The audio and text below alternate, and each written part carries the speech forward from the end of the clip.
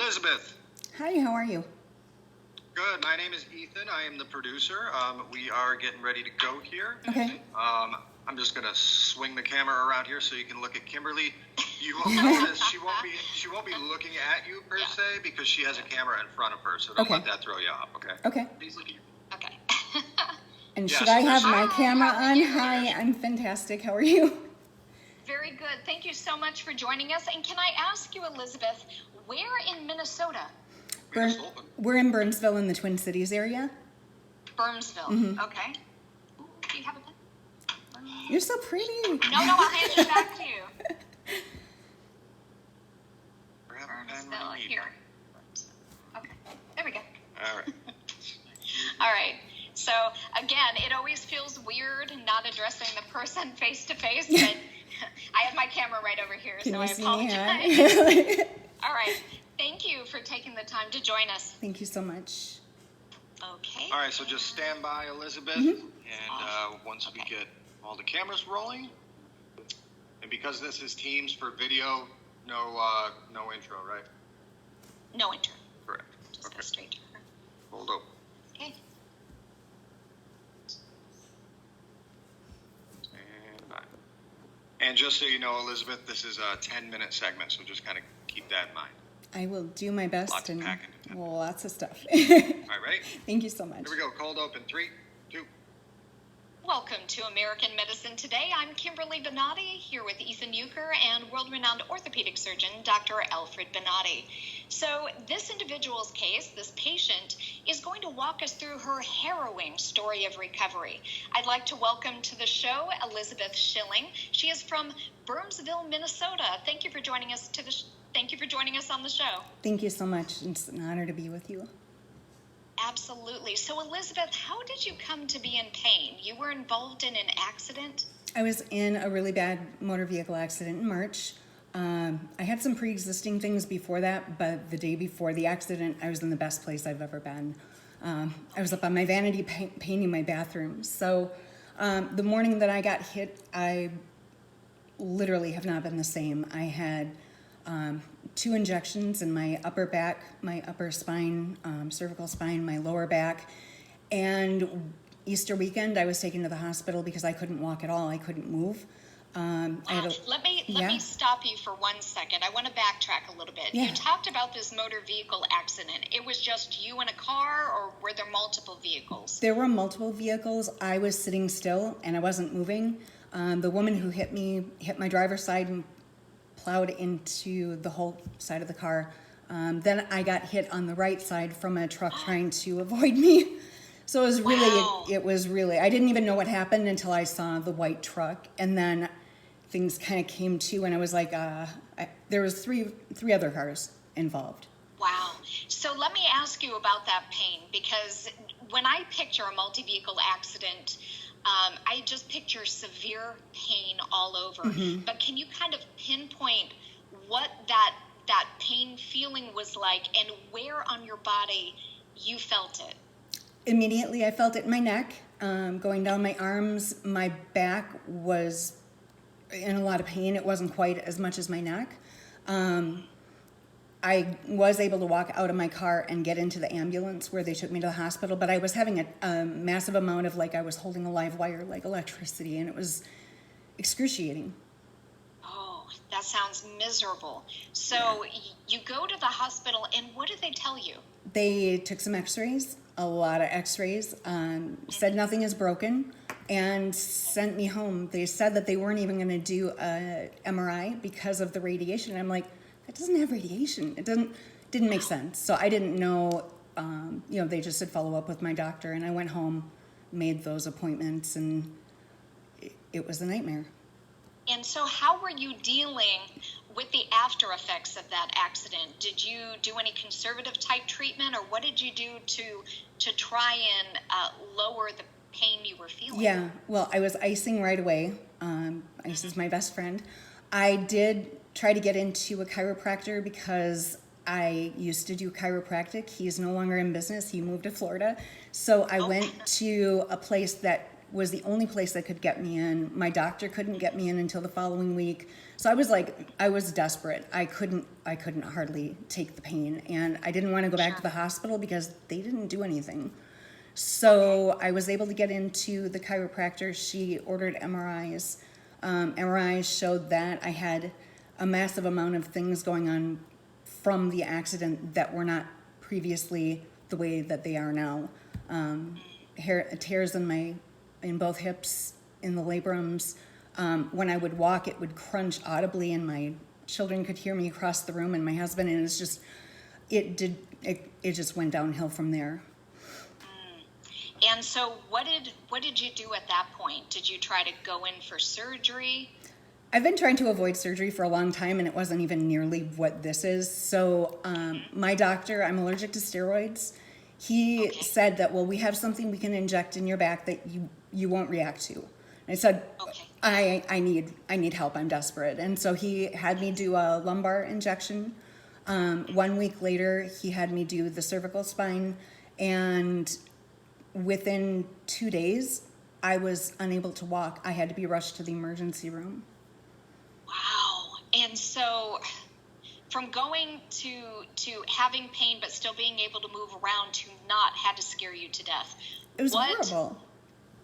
What did they do when you went to the hospital? They did a spinal tap. They did more MRIs. They did pretty much every test that you can run.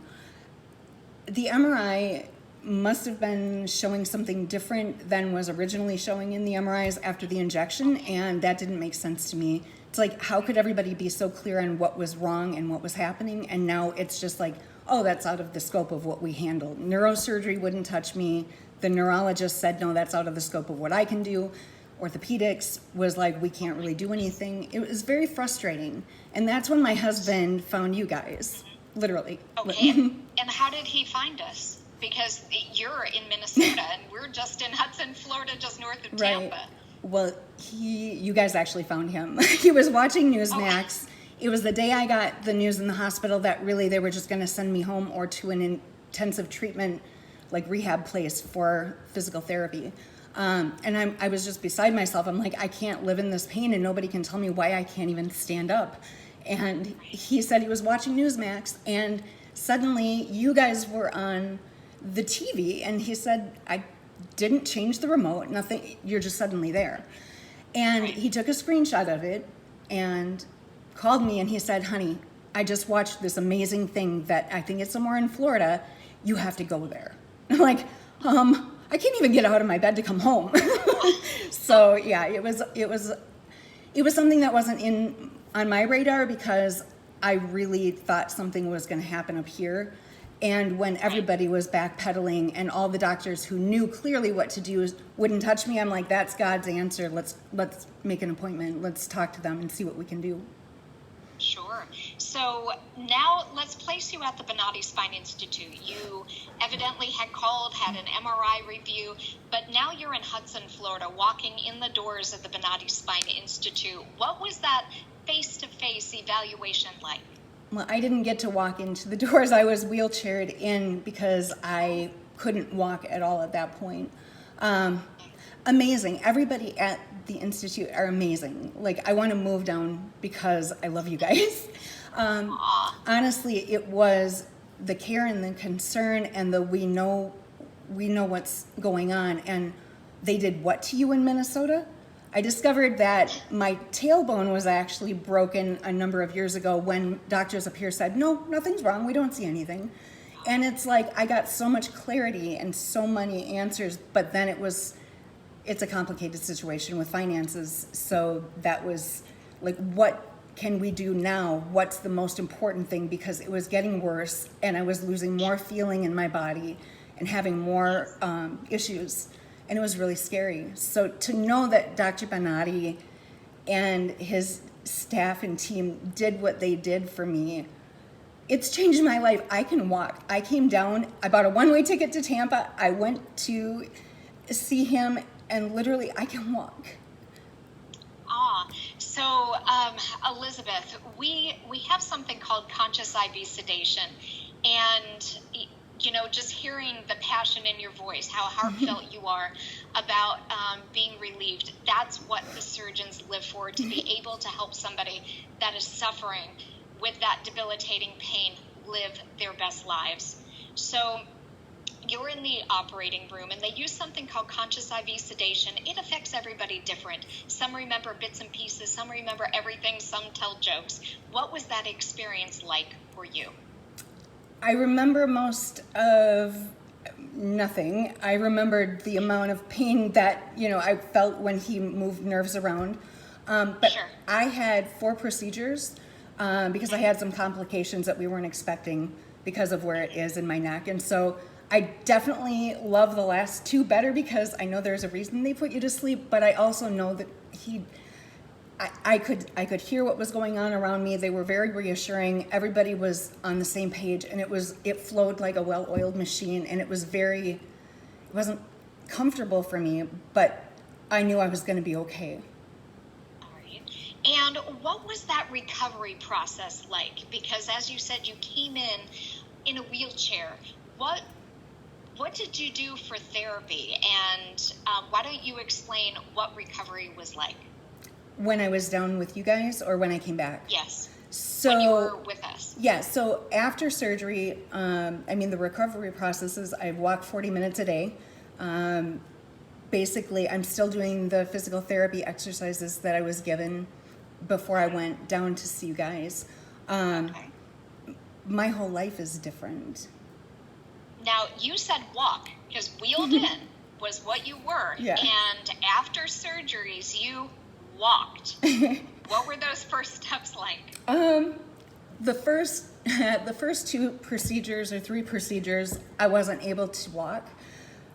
When they got the blood clot off of my spine and were able to fix everything the way it needed to be, I literally could feel my legs. And my husband videotaped everything, and I'm like, every time I watch it, I bawl because I'm like, I knew if I could just get there, I didn't have to know how, I didn't have to know why. I knew that God was going to do something amazing, and he did. And Dr. Bonati, literally, they have gone above and beyond. Dr. Nowak stayed in our hotel room with us because of the severity of what I was going through. And so for me to be able to walk, and not just walk like there was never an issue.